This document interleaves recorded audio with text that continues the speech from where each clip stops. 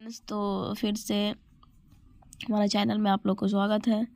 तो हम पिछले बार आप लोग को बता रहे थे कि जो ये श्लोक था ये वाला, ठीक है, दोष धातु मल मूलम ही शरीरम, तो ये आप लोग को आपको बताया था कि बहुत ही क्या है, इंपॉर्टेंट है। ठीक है, तो हम दोष के बारे में तो उसने बता दिए थे आपको। अब हम आगे बताते हैं धातु के बारे में। ठीक है, अभी फिलहाल हम आपको ना शॉर्टकट ही बताएंगे। ठीक है, जब हम एक एक करके पढ़ाएंगे ना धातु जो हमारा होता है, तो हम ना वैसे तो लॉन्ग वीडियो में चलेंगे। अभी हम आप लोग को इंट्रोडक्शन दे रहे हैं आप लोग को कि मतलब कि जैसे टॉपिक आप क्लास में पढ़ने लगो तो आपको ये चीज़ समझ में आ जाए कि हाँ ये चीज़ था।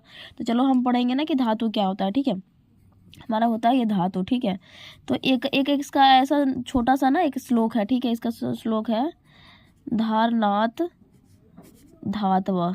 ठीक है, बस एक से छोटा सा बिल्कुल है, इतना कोई बड़ा नहीं है। ठीक है, इतना ये तो आप ऐसा ही याद कर लोगे। ठीक है, तो इसका मतलब क्या है कि क्या कह रहा है, धारनाथ धातवा, मतलब कि जो कह रहा है कि जो धारण करता, धारनाथ मतलब धारण, धारण मतलब क्या होता है कि जो शरीर को हमारा धारण करता है। ठीक है, जैसे हम क्या करते हैं कि जो हम जैसे कि नहीं बोलते हैं कि कोई कपड़ा पहनता है तो कपड़ा क्या करता है, कपड़ा पहनता है तो कपड़ा क्या शरीर का धारण करता है। तो वैसा ही मतलब कि जो है ना कि धारण करता है। ठीक है, और एक चीज़ और है, मतलब कि हम आगे पढ़ेंगे धातु, और एक होता है, पता है क्या होता है, उपधातु। ठीक है, क्या होता है, उपधातु। ठीक है, तो उपधातु, तो ये पता है ये दोनों में एक डिफरेंस क्या है, ये भी याद रखो कि जो धातु है वो हम धारण करता है और क्या करता है, पोषण करता है। पोषण मतलब क्या होता है कि हमारे शरीर को क्या होता है, पोषण मतलब समझ, न्यूट्रिशन, न्यूट्रिशन तो जरूर समझ रहे होंगे। तो मतलब धारण करता है हमारे शरीर को, मतलब स्ट्रक्चर प्रोवाइड करता है। ठीक है, क्या करता है, स्ट्रक्चर प्रोवाइड करता है। ठीक है, और क्या करता है, न्यूट्रिशन प्रोवाइड करता है, जो हमारा ये धातु होता है।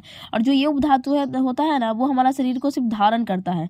ठीक है, प्लस लेकिन जो होता है पोषण क्या करता है, पोषण नहीं करता है। ठीक है, तो बस हम इतना जानेंगे, फिर आगे हम पढ़ाएंगे उपधातु के बारे में। ठीक है, ये धातु से ही उपधातु बनता है। तो कैसे होता है, सबसे पहले क्या होता है कि जब भी हम कोई भी खाना खाते हैं, ठीक है, जैसे कि हमारा क्या होता है, जैसे ये हमारा क्या हो गया, रोटी हो गया। ठीक है, रोटी हो गया, उसके साथ हम क्या खाएं, सब्जी खाएं। ठीक है, ये जो भी खाना खाएं, ठीक है, मान लिए हम कोई भी खाना खाएं। ठीक है, तो हम खाना खाते थे अकॉर्डिंग टू, चलिए मॉडर्न आप समझने के लिए चलते खाते हैं।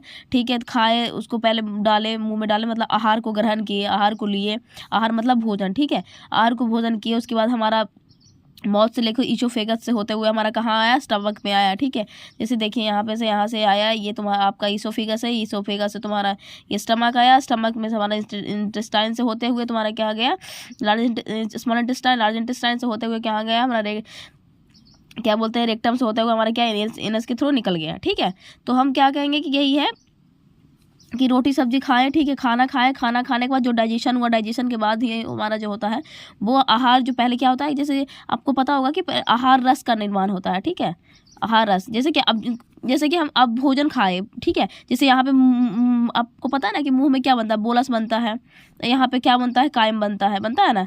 हाँ, तो वैसे ही तो वही हुआ कि तो यहाँ पे धीरे धीरे स्टमक में आया, तो क्या हुआ कि जो भोजन हुआ उसके बाद बिल्कुल एकदम स्मॉल स्मॉल होता है। यहाँ पे क्या होता है, स्ट्रक्चर होता है वो एकदम बिल्कुल कॉम्प्लेक्स स्ट्रक्चर, जो स्मॉल में बदल जाता है बिल्कुल एकदम से।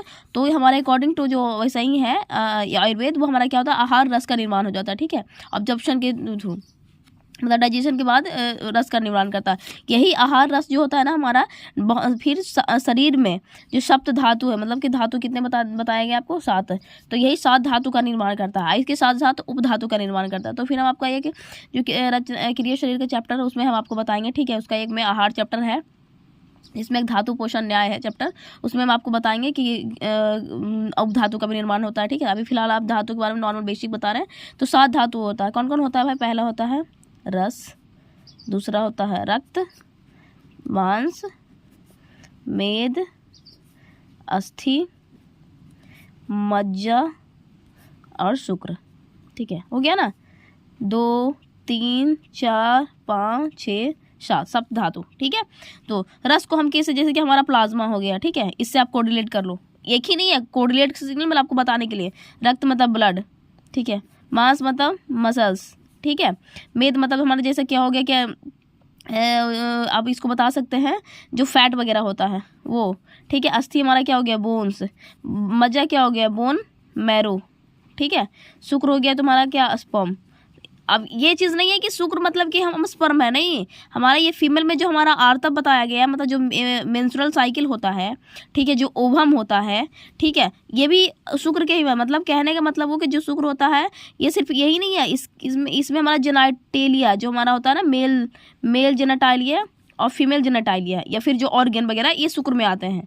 ऐसा नहीं है कि मतलब सिर्फ मतलब एज हम आपको एग्जांपल समझाने के लिए कि शुक्र में मतलब ये चीज़ आता है, सॉरी, ठीक है। तो हमारा ये जो धातु है ये हमारा सात धातु होता है, ठीक है। जैसे कि जो आप क्लास में एंट्री करोगे तो आपको पता होना चाहिए कि हाँ ये होता रस होता है, रक्त, मांस, मेद, शुक्र, ठीक है। ये 7 धातु होते हैं, ठीक है। अब नेक्स्ट क्लास में आपको बताएंगे मल के बारे में कि मल क्या होता है, ठीक है।